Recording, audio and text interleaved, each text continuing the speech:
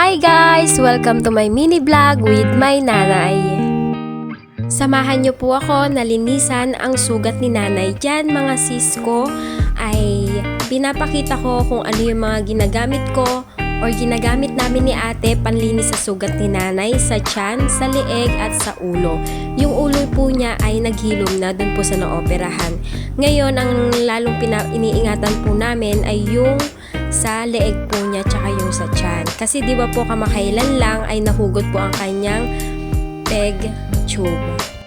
Habang naglilinis po ako ng sugat ni nanay ay may kaunting kwento lang po ako sa inyo. Madami po kasing nagtatanong ano po yung nangyari kay nanay kasi nakikita nila na napakalakas po ni nanay talaga. Ngayon po, unti-untiin po nating ikwento kung bakit po nangyari sa kanya to at kami din po ay nabiglang mga anak niya at si tatay na asawa niya. Way back 2023, OJT po ako noon sa isang ospital. Nagtrabaho po ako doon. Then sabi ko sa nanay ko na ipa-check up kita. Total ka ko, andun din naman ako at iniinda mo yung sakit ng ulo mo. Yun po mga sis ko, pumayag po si nanay kasi syempre bilang anak, sa kakainda ng sakit na nararamdaman ng magulang natin, syempre naririndi din tayo. Kasi nga ayaw natin na nasasaktan yung magulang natin, 'di ba?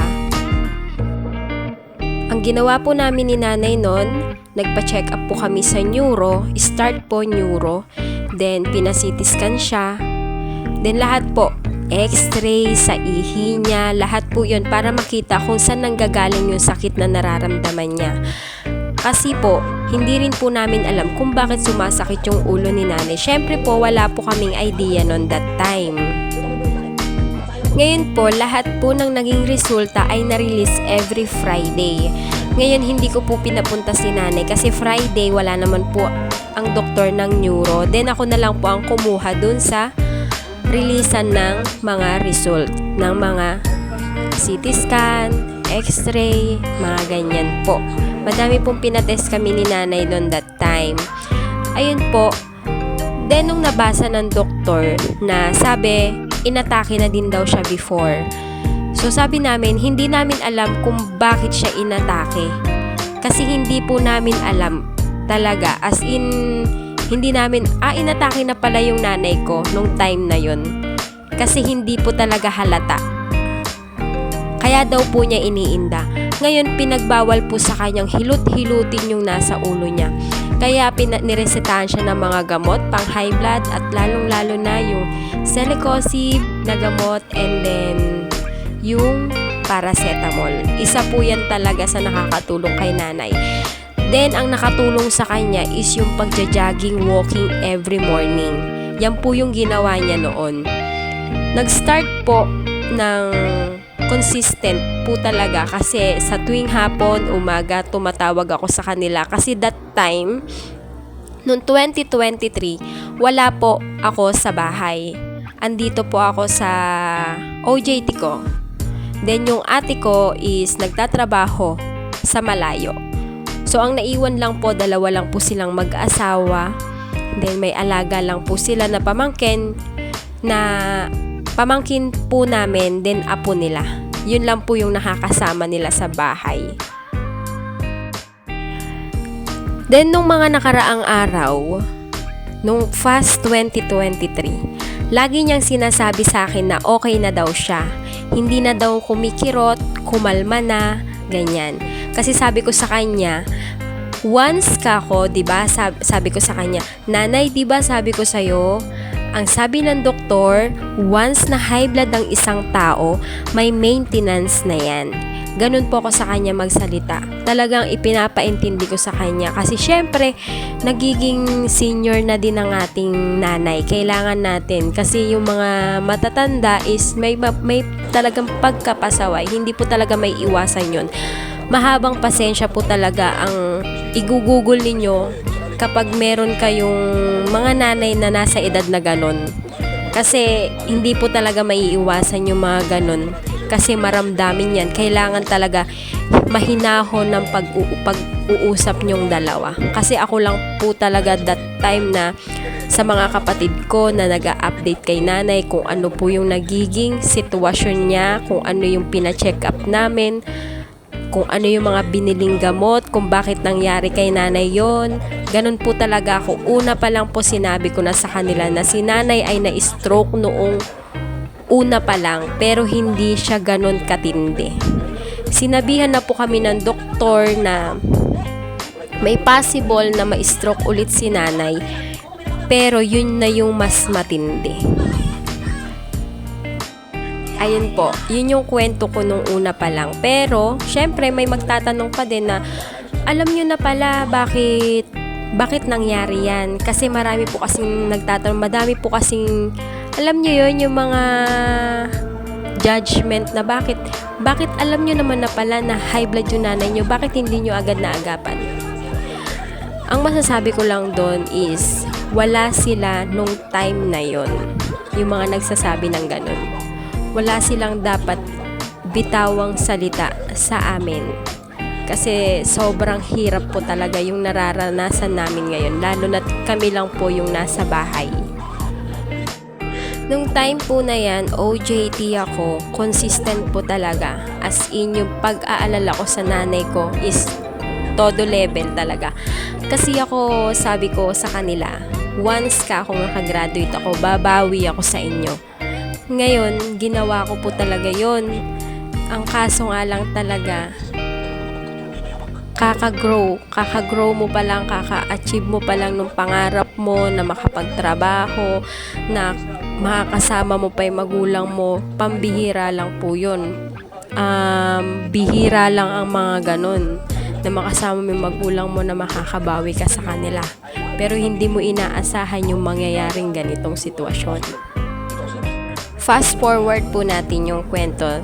Ngayong 2024. Nag-start po yun, pina-check up ko ulit siya October bago mag-November kasi magbe-birthday siya. Dahil October, first week ng October, na ano ko na siya, na naririnig ko na naman yung pananakit ng kanyang ulo. Kasi sabi ko sa kanya, kasi na-hard po ako nung 2024 ng June 10. Nag-start na po ako ng trabaho noon. So, hindi na po nila ako kasama sa bahay. Umuwi-uwi lang po ako every weekend. Then, every weekend, talaga minsan may trabaho pa. May ganun part. Kaya, minsan di na rin ako nakakapag-focus. Pero yung ate ko, asa bahay. Ayun, napa-check up ko siya nung October, first week ng October, then sinabihan ulit siya ng doktor, ganun lang ulit yung nireseta sa kanya, hindi na kami pina-CT scan, yun nga lang talaga, hindi na nag-request